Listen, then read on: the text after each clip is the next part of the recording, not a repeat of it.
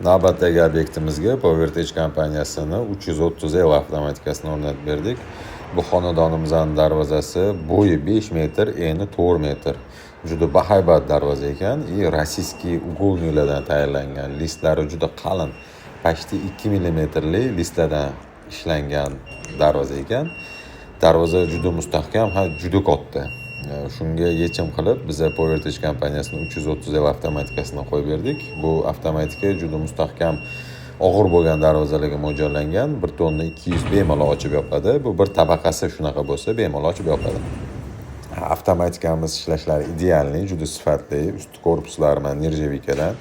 Ustanovkamiz ham mana ko'rsanglar bo'ladi, juda sifatli. Svarka bo'lgan joylarini o'zini rangida kraskalarni podbor qilib chiqazib qo'yib qo'yganmiz. Avtomatikalarni lazerda bitta urovenda qo'yilgan, hammasi idealni.